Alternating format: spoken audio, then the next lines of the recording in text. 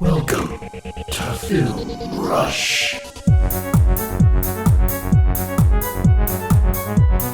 Alright, now that the music is over, I'm going to be straight with y'all. This is like the 4th time I've recorded this review, and that's part of the reason why this is a delayed review in terms of release time, but also because this movie's really kind of a weird one to review. Mostly because it is a bad movie, but because, in my opinion, none of the live-action Disney movies have been all that good.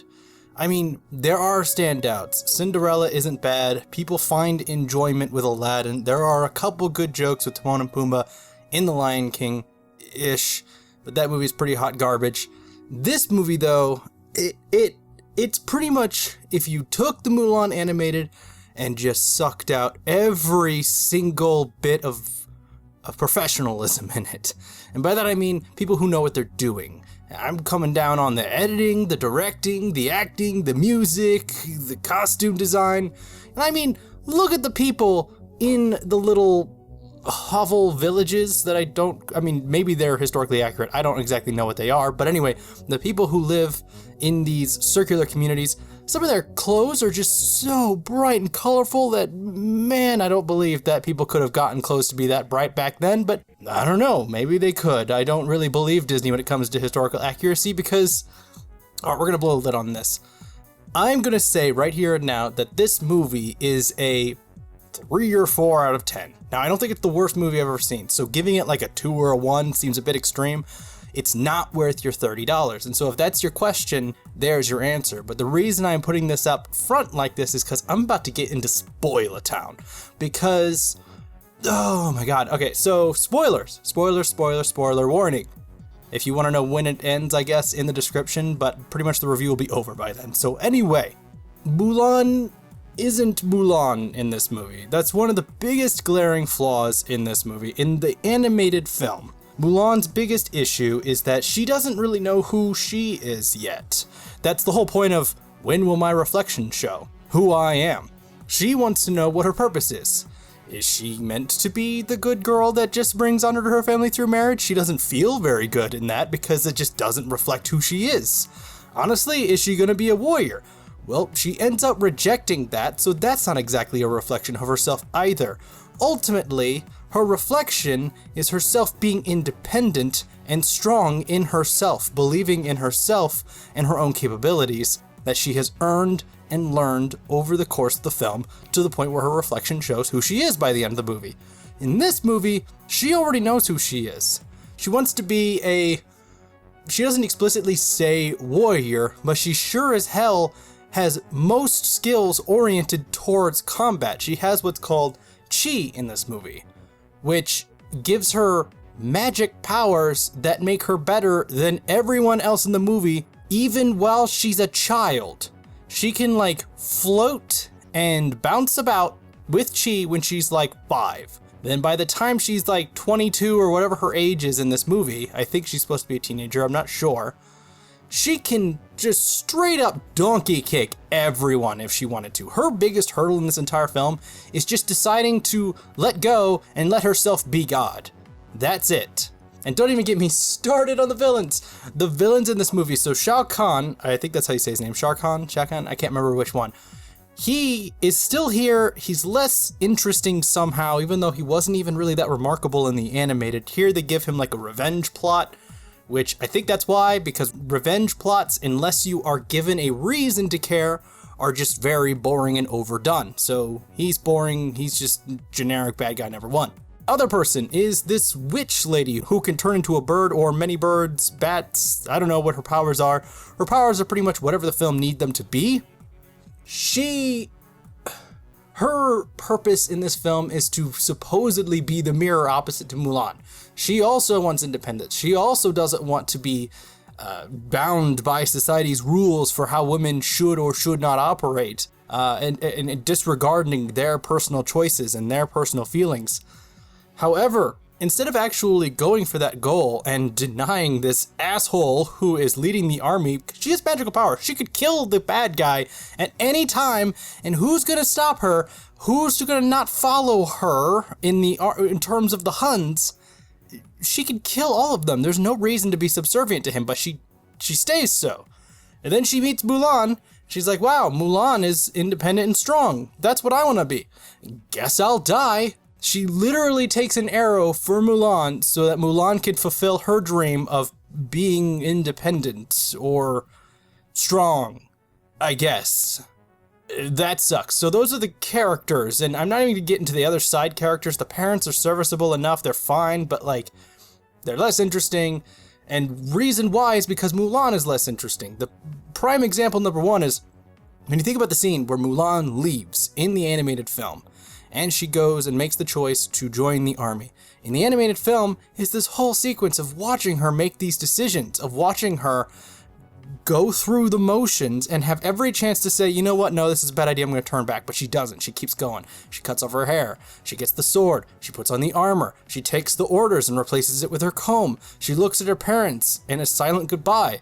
Gets the horse out, leaves with the horse. It's storming out to show the gravity of the situation. Her parents come running out as they realize what happened, and they fall in the mud, and they're depressed and sad because she might die, might bring dishonor in the family. Most importantly, she might die. In this movie, she picks up a sword, it fades to her in the armor, and she leaves. And the parents are pretty upset about it, but by no means is it dramatic at all. It's just, oh man, she left. She might die.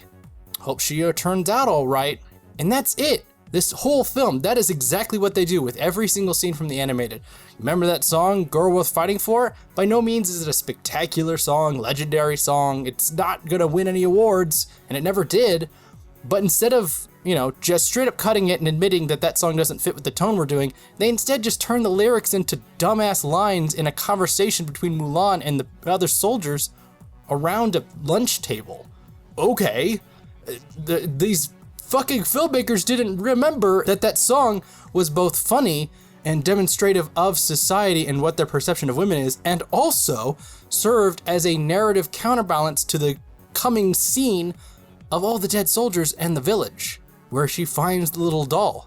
That scene is so jarring, that moment is so impactful, and it is not in this movie. We just cut to the village in this movie, and it's already on fire. There's no doll. There's no moment of reflection as the captain's father is revealed to be dead, because guess what? Captain's not in here. Dad can't be dead.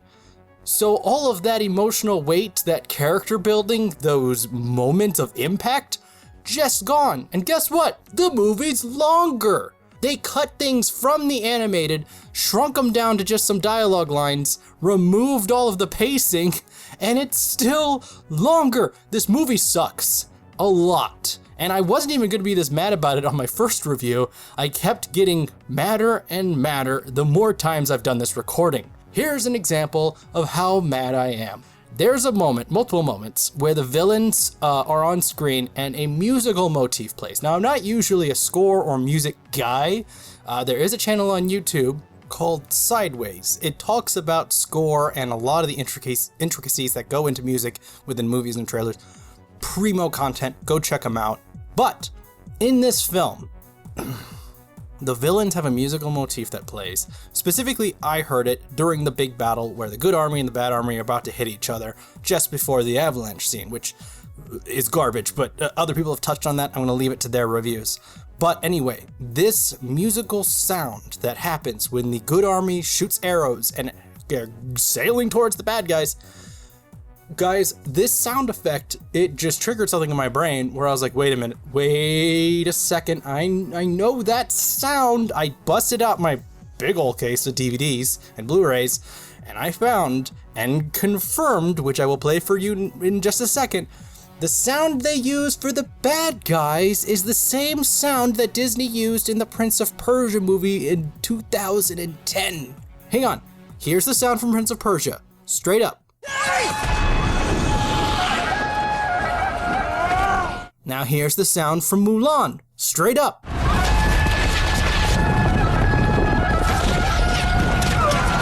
They're the fucking same. Why they felt the need to use this sound effect, which I assume they just have in maybe an effects library or a music library within their archives, I don't know. But when you're telling me that this is a movie that was worthwhile coming out in theaters, originally this was going to come out in theaters before we got hit by, I don't know, a pandemic, I was gonna pay money to hear a recycled sound effect for your bad guys? What the fuck, Disney? It's almost like you have all the money and no excuse for this garbage. I think this moment encapsulates entirely why this movie is garbage. Why it's 100,000% not worth $30, especially if you're single and you're fronting all of that money by yourself. If you have like 2 kids and there's 4 of you, in theory, that's how much it would have cost you to go see it in the theaters. So in theory, it's worth the ticket price, quote unquote. It's really not. It's worth watching the Mulan animated with your kids. They'll love it. They'll sing the songs. They will dance to the songs. And if you really want to expose them to the live action, just wait for December. It's coming out for free if you already have a subscription on Disney Plus in December. It's a temporary fee to see it early. Just wait. Do not check out this movie. Avoid it. I didn't even touch on the real life issues with the actress because that has nothing to do with the movie per se. But like, go ahead and check out stuff about the lead actress with Mulan if that feels like something that you should be aware of. She doesn't seem like a very well-rounded individual, but overall this film is just bad. Not worth $30, not worth your time. Just check out the vastly superior Mulan animated. Thank you for sticking around till the end of the review. Really appreciate your time and for clicking on this video. I know that there's 1,000 other choices, especially when it comes to this specific content, because the Mulan reviews are a-flowing, and your time with us is extremely appreciated. And if you would be so kind as to give us a like and maybe a subscribe, that would be amazing. It'd be so fantastic. Usually on Wednesdays, we release a full-on podcast. Didn't quite materialize this week just because of some background issues, but otherwise we still wanted to release some content for you, so that's why I am here. Hope you guys have an awesome day, and we will see you again on the next round.